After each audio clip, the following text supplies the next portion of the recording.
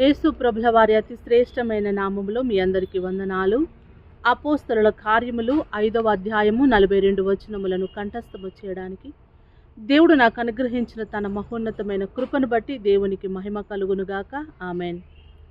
అననీయ అను ఒక మనుషుడు తన భార్య అయిన సప్పీరాతో ఏకమై పొలమమ్మెను. భార్య ఎరుకనే వాడు దాని వెలలో కొంత దాచుకొని కొంత తెచ్చి అపోస్తలుల పాదముల యొద్ద పెట్టాను. అప్పుడు పేతురు, అననీయ, నీ భూమి వెలలో కొంత దాచుకొని పరిశుద్ధాత్మను మోసపుచ్చుటకు సాతాను ఎందుకు నీ హృదయమును ప్రేరేపించెను? అది నీ యొద్దనున్నప్పుడు నీదే కదా. అమ్మిన పిమ్మట అది నీ వశమై ఉండలేదా? ఎందుకు ఈ సంగతి నీ హృదయములో ఉద్దేశించుకున్నావు? నీవు మనుషులతో కాదు దేవునితోనే అబద్ధమాడితివని వానితో చెప్పాను. అననీయ ఆ మాటలు వినుచునే పడి ప్రాణము విడువగా వినిన వారికందరికీ మిగుల భయము కలిగెను. అప్పుడు పడుచువారు లేచి వారిని బట్టతో చుట్టి మోసుకొని పోయి పాతిపెట్టిరి. ఇంచుమించు 3 గంటల సేపటికి వాని భార్య జరిగినదెరుగక లోపలికి వచ్చాను. అప్పుడు పేతురు, మీరు ఆ భూమిని ఇంతకి అమ్మితిరా? నాతో చెప్పుమని ఆమెను అడిగాను. అందుకామె, అవును, ఇంతకి అని చెప్పాను. అందుకు పేతురు, ప్రభు యొక్క ఆత్మను శోధించుటకు మీరెందుకు ఏకీభవించితిరి? ఇదిగో, నీ పెనిమిటిని పాతిపెట్టిన వారి పాదములు వాకిటనే ఉన్నవి. వారు నిన్నును మోసుకొని పోదురని ఆమెతో చెప్పాను. వెంటనే ఆమె అతని పాదముల యొద్ద పడి ప్రాణము విడిచెను. ఆ పడుచువారు లోపలికి వచ్చి ఆమె చనిపోయినది చూచి ఆమెను మోసుకొని పోయి ఆమె పెనిమిటి యొద్ద పాతిపెట్టిరి. సంఘమంతటికిని ఈ సంగతులు వినిన వారికందరికీ మిగుల భయము కలిగెను. ప్రజల మధ్య అనేకమైన సూచక క్రియలను మహత్కార్యములను అపోస్తలుల చేత చేయబడుచుండెను. మరియు వారందరూ ఏకమనస్కులై సొలొమోను మంటపములో ఉండిరి. కడమవారిలో ఎవడునూ వారితో కలుసుకొనుటకు తెగింపలేదు. ప్రజలు వారిని గనపరచుచుండిరి. పురుషులను స్త్రీలను అనేకులు మరి ఎక్కువగా విశ్వాసులై ప్రభువు పక్షమున చేర్చబడిరి. అందుచేత పేతురు వచ్చుచుండగా జనులు రోగులను వీధులలోనికి తెచ్చి వారిలో ఎవని మీదనైనను అతని నీడైనను పడవలనని మంచముల మీదను పరుపుల మీదను వారిని ఉంచిరి. మరియు యెరూషలేము చుట్టూనుండు పట్టణముల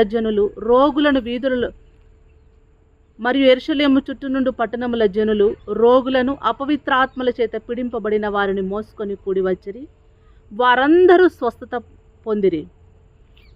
ప్రధాన యాజకుడును అతనితో కూడా ఉన్న వారందరూ అనగా సద్దుకైల తెగవారు లేచి మత్సరముతో నిండుకొని అపోస్తలులను బలాత్కారముగా పట్టుకొని పట్టణపు చెరసాలలో ఉంచిరి. అయితే ప్రభుదూత రాత్రివేళ ఆ చెరసాల తలుపులు తీసి వారిని వెలుపలకు తీసుకొని వచ్చి, మీరు వెళ్ళి దేవాలయములో నిలువబడి ఈ జీవమును గూర్చిన మాటలన్నీ ప్రజలతో చెప్పుడని వారితో అనెను. వారా మాట విని తెల్లవారగానే దేవాలయములోనికి వెళ్ళి బోధించుచుండిరి. ప్రధాన యాజకుడును అతనితో కూడా నున్నవారును వచ్చి మహాసభ వారిని ఇశ్రాయేలుల పెద్దలనందరిని పిలువనంపించి వారిని తోడుకొని రండని బంట్రౌతులను చెరసాలకు పంపిరి. బంట్రౌతులు అక్కడికి వెళ్ళినప్పుడు వారు చెరసాలలో కనబడనందున తిరిగి వచ్చి, చెరసాల బహుభద్రముగా మూసి ఉండుటయు కావలి వారు తలుపుల ముందర నిలిచిండుటయు మేము చూచితిమి గాని తలుపులు తీసినప్పుడు లోపల మాకొకడైనను కనబడలేదని వారికి తెలిపిరి. అంతటా ప్రధాన యాజకుడును దేవాలయపు అధిపతియు ప్రధాన యాజకులను ఆ మాట విని ఇది ఏమౌనో అని వారి విషయమై ఎటూ తోచకయుండిరి. అప్పుడు ఒకడు వచ్చి, ఇదిగో, మీరు చెరసాలలో వేయించిన మనుషులు దేవాలయములో నిలిచి ప్రజలకు బోధించుచున్నారని వారికి తెలుపగా అధిపతి బంట్రౌతులతో కూడా పోయి ప్రజలు రాళ్లతో కొట్టుదురేమో అని భయపడి బలాత్కారము చేయకయ్య వారిని తీసుకొని వచ్చి సభలో నిలువబెట్టగా ప్రధాన యాజకుడు వారిని చూచి, మీరు ఈ నామమును బట్టి బోధింపకూడదని మేము మీకు ఖండితముగా ఆజ్ఞాపింపలేదా? ఇదిగో, మీరు యెరూషలేమును మీ బోధతో నింపి ఈ మనుషుని హత్య మా మీదికి తేవలనని ఉద్దేశించుచున్నారని చెప్పాను. అందుకు పేతురును అపోస్తలులను, దేవుని మనుషులకు కాదు దేవునికి మేము లోబడవలను కదా. మీరు బ్రానున వ్రేలాడదీసి సంహరించిన యేసును మన పితరుల దేవుడు లేపెను. ఇశ్రాయేలునకు మారు మనస్సును పాపక్షమాపణను దయచేయుటకై దేవుడు ఆయనను అధిపతిగాను రక్షకునిగాను తన దక్షిణ హస్త బలము చేత హెచ్చించి ఉన్నాడు.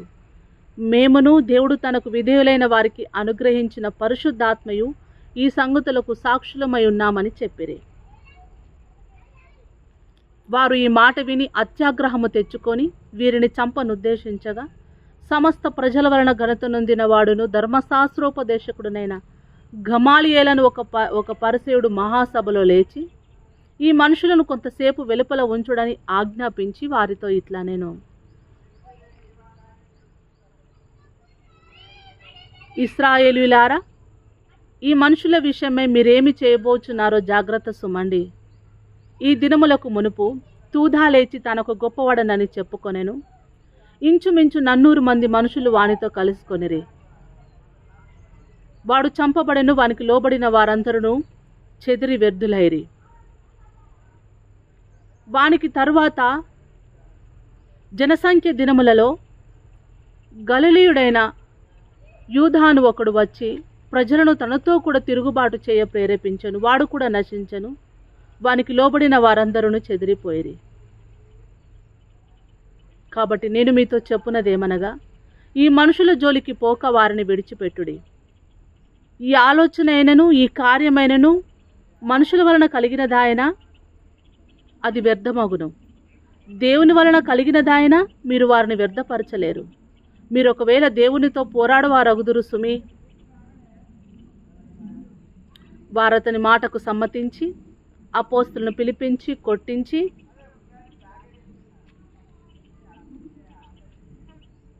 యేసు నామమును బట్టి బోధింపకూడదని ఆజ్ఞాపించి వారిని విడుదల చేసిరి. ఆ నామము కొరకు అవమానము పొందుటకు పాత్రులని ఎంచబడినందున వారు సంతోషించుచు మహాసభ నుండి వెళ్ళిపోయి ప్రతిదినము దేవాలయములోను ఇంటింటను మానక బోధించుచు యేసే క్రీస్తుని ప్రకటించుచుండిరి. దేవుని యొక్క వాక్యం మన హృదయములో స్థిరపరచబడునుగాక. ఆమేన్.